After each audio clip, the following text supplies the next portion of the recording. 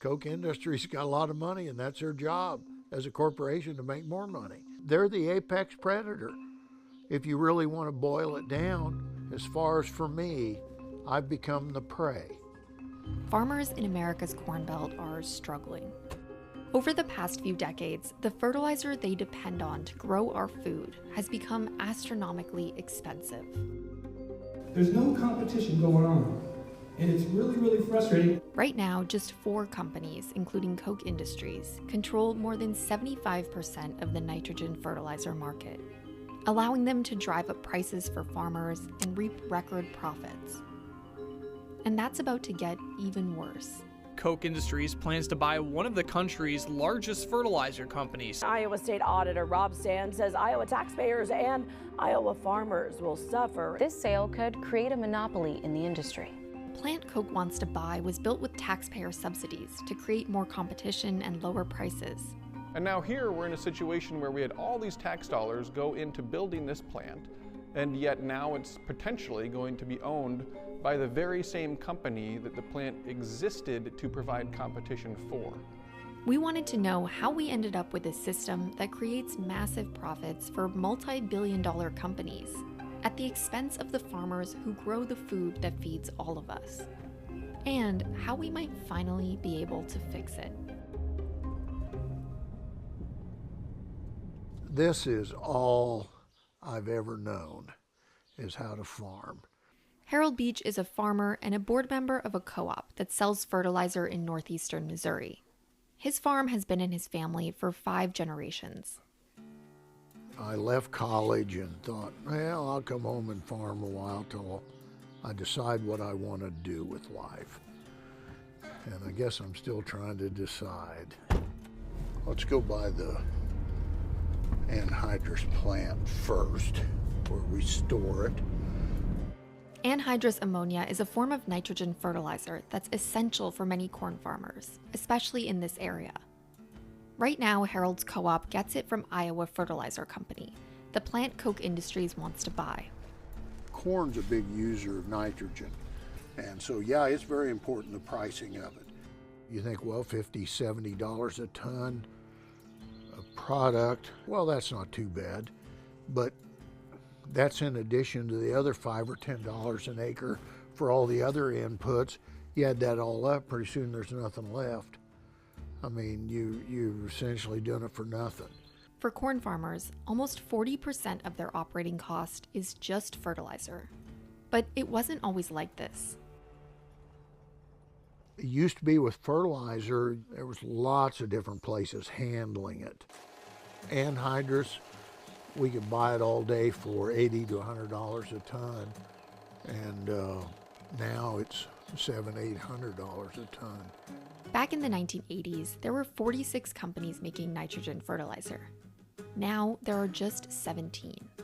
As the industry consolidated, the price farmers pay has more than tripled, and profit margins for the biggest players in the industry doubled.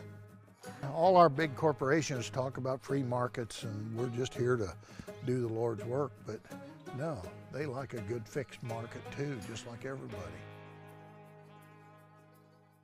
In 2012, the state of Iowa came up with a plan to fix this. Former Governor Terry Branstad offered an Egyptian fertilizer company huge tax incentives to build a plant in Iowa. It's not very often that a project of this magnitude comes along.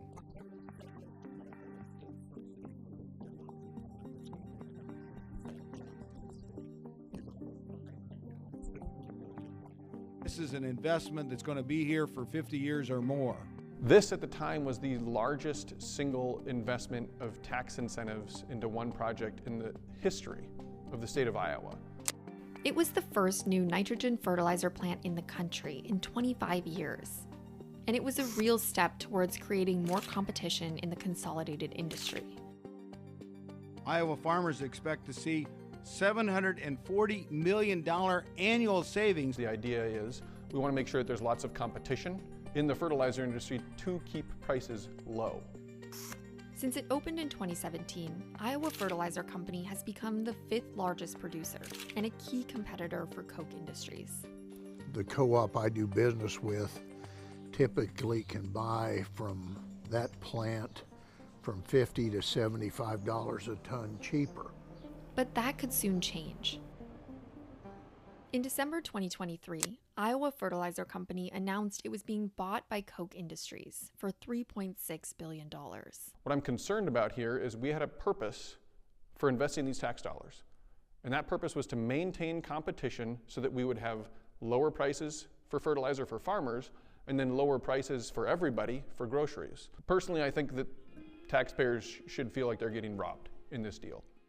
The Kochs have long argued that the government should stay out and let the free market dictate the economy. What's driving the inequality? It's the government picking winners and losers and stifling competition, stifling innovation, and making poor people permanently poor. But their business directly benefits from a lack of competition.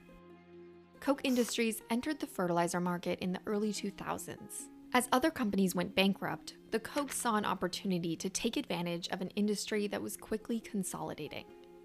Over the next 2 decades, they bought up competitors, built new plants, and soon became the 3rd largest nitrogen fertilizer producer in the US.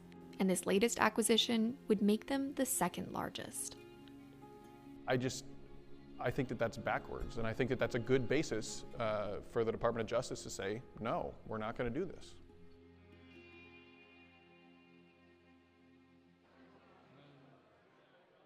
The Koch acquisition isn't a done deal yet. That's because the Federal Trade Commission can block mergers that decrease competition. In the past few decades, they haven't done much to enforce this, but the Biden administration is changing that.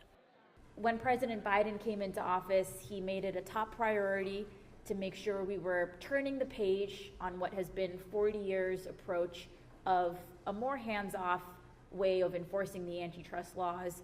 During that period, we've seen consolidation, huge waves of mergers and acquisitions, and all too often we hear that as a result, our markets are not working for people, for regular people. FTC Chair Lena Khan came to Iowa in April to listen to what farmers, including Harold, had to say about what this merger would mean for them. My name's David Weaver, I'm a farmer. I cannot tell you how irate I was when I got my Farm Bureau spokesman, and I'm a member of Iowa Farmers Union, but I'm also a member of Farm Bureau, and it said that this plant was going to be sold to the Koch.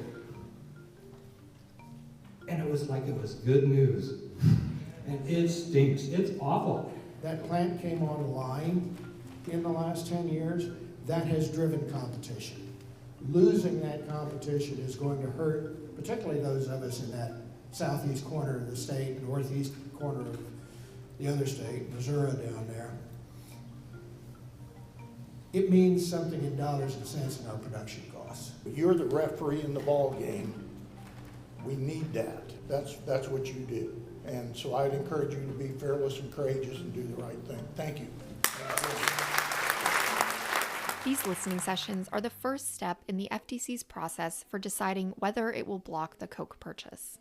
When we've done our review, if we determine that we think the acquisition violates the antitrust laws, violates the laws that say you can't do a merger if it's going to substantially lessen competition, then we have the chance to go file a lawsuit in court, explain to the court why we think the deal violates the antitrust laws, and then it's ultimately the courts that decide, should we let it go through, should we not let it go through.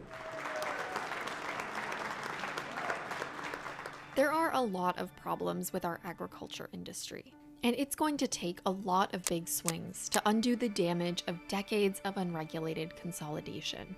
But the FTC has a real chance to make a difference here, one that could set a new precedent for how the government can keep corporate power in check and protect farmers. A lot of people in agriculture really truly do see agriculture as a way of life. It isn't a job, it isn't a profession, it's part of what you do, it's part of how you were raised.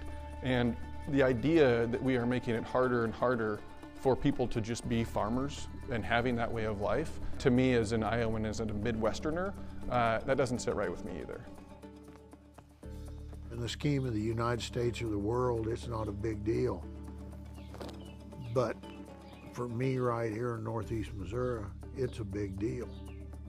If I'm the guy drowning, it's a hell of a deal. I'd like a life jacket.